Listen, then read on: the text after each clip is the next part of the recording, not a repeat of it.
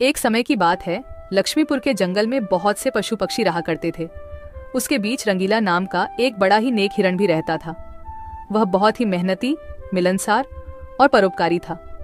वह अपने मन, कर्म और वचन से सबका ख्याल रखता था। किसी का स्वास्थ्य खराब होने पर वह हालचाल लेने के साथ साथ उसके उपचार की भी व्यवस्था करता था। वह जहाँ रहता था वहाँ अपने मेहनत से चारों तरफ हरियाली रहता था। एक बार रंगीला स्वयं बीमार पड़ गया। उसे ऐसा बुखार चढ़ा कि उतरने का नाम ही नहीं ले रहा था। उसने स्वयं कुछ जड़ी बूटियां खाई, लेकिन कोई लाभ नहीं हुआ। उनकी बीमारी की खबर पूरा जंगल में फैल गई थी, लेकिन उसे देखने के लिए कोई नहीं आया। तब उसका मन अधिक मुरझा गया। उसे उठा नहीं जा रहा था। फिर भी वह उठकर थोड़ा आगे आया और उसने देखा कि 2 हिरण उनके इलाके में आ गए थे। वह उनके बड़ी बड़ी हरी हरी घास खा रही थी। उन्होंने जब रंगीला को देखी तो मुस्कुराने लगी। अरे रंगीला, कैसी है तुम्हारी तबीयत? हम लोग तो तुमसे ही मिलने आए हैं, तुम्हारा हालचाल जानने आए हैं।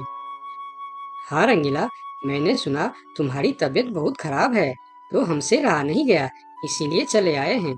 अब बताओ, कैसी तबीयत है तुम्हारी? तबीयत में कुछ सुधार नहीं आया है, अब कोई दूसरी दवा लेनी पड़ेगी। हाँ हाँ, अच्छी दवा लेना और अपनी ख्याल रखना। अब तुम आराम करो, हम चलते हैं। रंगीला मुड़कर अपनी घर के तरफ चला गया और इधर दोनों हिरण फिर से रंगीला के इलाके के हरे हरे घास खाने लगी। हमने इस जगह के बारे में जितना सुना था उससे कहीं ज्यादा पाया। रंगीला ने बड़ी मेहनत से ये गुलशन सजाया है। चारों तरफ हरियाली ही हरियाली है। देखकर और खाकर तबीयत खुश हो गई। अभी पेट भरकर खा लेता हूँ, फिर कल रंगीला से मिलने के बहाने आ जाऊंगा। हमें रंगीला से क्या काम, हमें तो यह हरियाली खींच लाई है। चलो, हम फिर कल आएंगे रंगीला से मिलने के बहाने। जब दोनों हिरण का पेट भर गया तब वह वहां से चले गए और अपने इलाके में जाकर वह रंगीला के इलाके के हरे हरे घास के बारे में तारीफ करने लगे। अरे भाई, यहाँ सूखे घास खाकर पड़े हो, वहाँ जाओ रंगीला के दरबार में। रंगीला का हालचाल पूछो और पेट भर के हरे हरे घास खाओ। बहुत अच्छा है रंगीला, उसके बीमार होने पर भी हमें हरे हरे घास खाने के लिए मिल रहे हैं। रंगीला बहुत अच्छा है, बड़ा ही नेक हिरन है। उसके बीमार होने पर भी हमें हरे हरे घास खाने के लिए मिल रहा है। इससे अच्छी बात और क्या हो सकती है। वहां बहुत सारे हिरण की टोली बन गई। वह सब रंगीला के पास पहुंच गए और रंगीला का हालचाल पूछने लगे। पहले तो रंगीला को इस बात की बहुत खुशी हुई कि कितने सारे लोग इनके हालचाल पूछने आ गए, लेकिन उसके बाद का नज़ारा देखकर रंगीला का सर चकरा गया।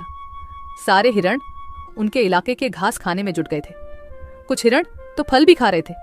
उनके पास सर उठाकर इधर उधर देखने की भी फुर्सत नहीं थी। रंगीला बेचारा मन ही मन सोचने लगा कि यह लोग मेरे पास 2 घड़ी भी नहीं रुके और घास खाने में जुट गए। अगर यही हाल रहा तो मेरे इलाके के सभी घास खत्म हो जाएंगे, मेरे खाने के लिए भी कुछ नहीं बचेगा।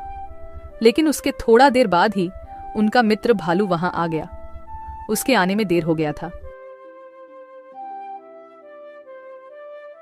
माफ करना दोस्त, मुझे आने में देर हो गई है।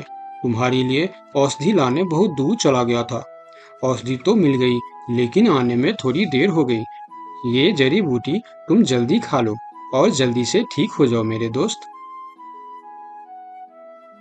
रंगीला ने वह औषधि खाई और कुछ देर बाद ही उसे आराम मिलने लगा।